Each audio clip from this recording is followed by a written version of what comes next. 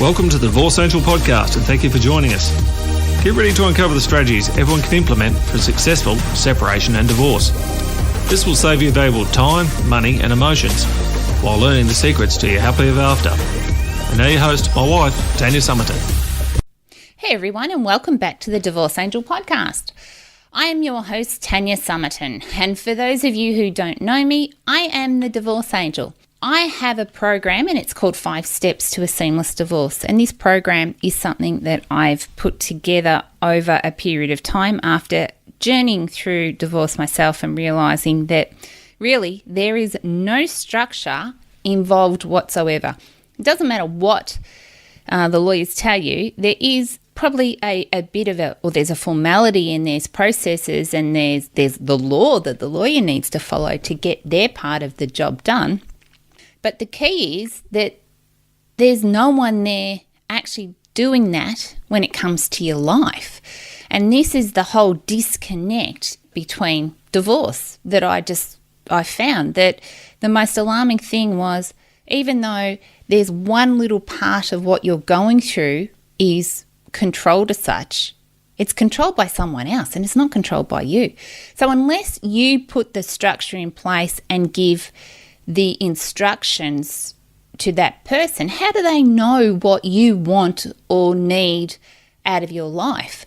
And that's why my program came about, and we've had some amazing results for our clients. And it's really important that if you are going through a divorce, please, whatever you do, make sure you put a plan in place and make sure you don't let someone else control the outcome for you. What I want to talk about this week is being scared of the unknown. And I have a Facebook group, and when you come into my Facebook group, I ask a question, and the question is normally around, what is your greatest struggle right now? Because if I can understand what people's struggles are, I can put programs together or find the information if I don't know it to answer the question, because that's my job. I'm here to help you get through your whatever it is, whether it's separation, divorce, relationship breakup, whatever it is that you're dealing with right now. My job is to help you get through it. Recently, a few people who have come into the group have put that they are just scared of the unknown.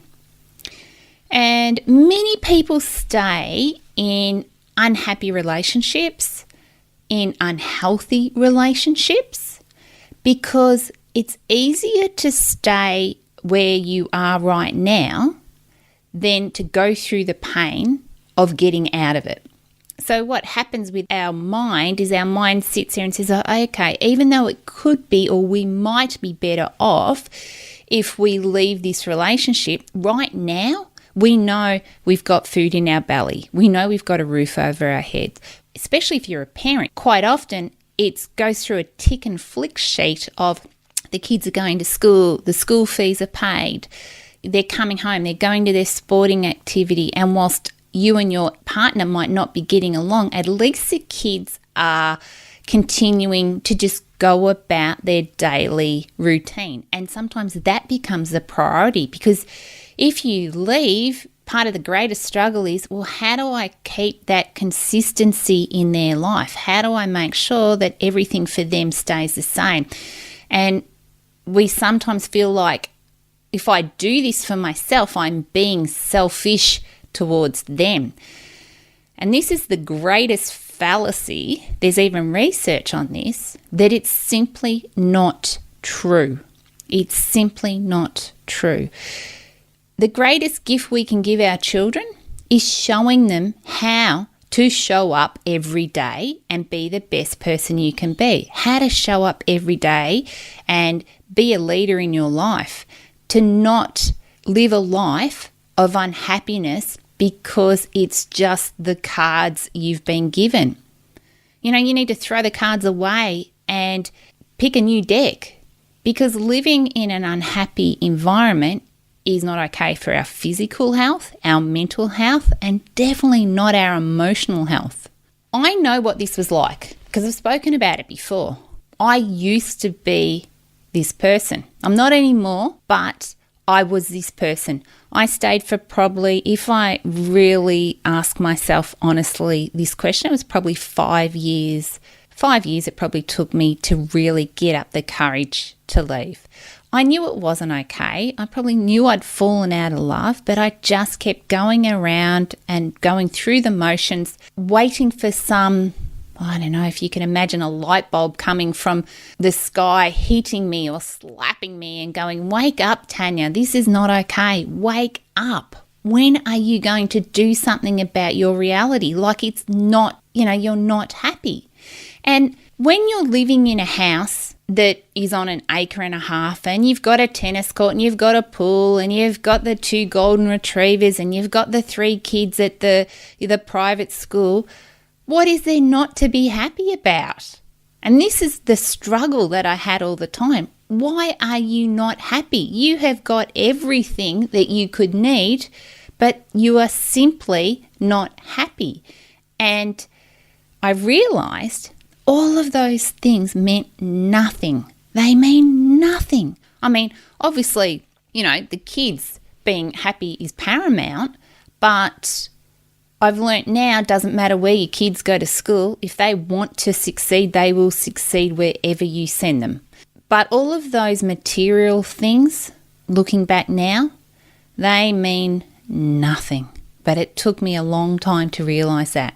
Because once you have happiness, everything else starts to fall in place. You don't need the material things to, whether it's to look at me, look what I've got, look at where I live, look at what I drive. All of those things mean nothing. If you're happy, everything just falls into place. You make better decisions, you meet better people, you have better conversations, you have a heart that just is full of love and singing all of the time, like I'm forever having a happy dance inside because I got rid of all of that crap. But before I got to this place, it took me a long time to leave. So how do you experience something that you're afraid of? And in most cases, we need to reach a point of being so uncomfortable that, like I said before, this light bulb comes down and hits you and says, when are you going to do something about this? And the pain of staying is worse than the pain of going, or the pain of the unknown, air quote, unknown. So if I look at the word unknown, what does that mean? It means uncharted, unexplained, unfamiliar, unrecognised, even I suppose we could say secret or hidden. And how many times have we experienced something that we weren't aware of before and we've gone, wow, that was amazing. I wish I only knew about that earlier.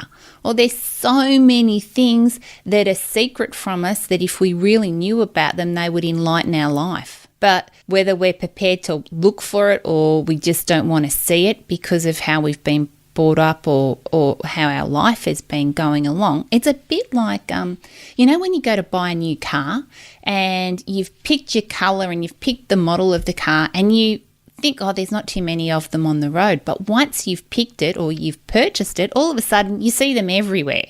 It's the same sort of thing. When we decide that we want to leave our relationship, what I noticed is that all of a sudden everyone around me looked happy. I was seeing all the time all of these happy couples holding hands, walking through shopping centres, having beautiful experiences, kissing in the park. I just noticed that everyone was happy. And that's where I wanted to get to. If I look at what the word fear means, or you may have heard this before, but fear is false evidence appearing real. False evidence appearing real.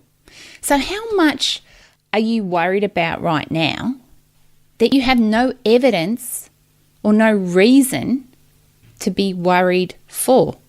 It's just something in you.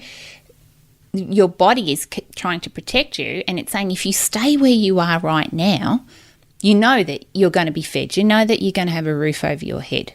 But what evidence do you have to say that if you don't take these steps to make your life better, it could be so much more than what you're experiencing right now?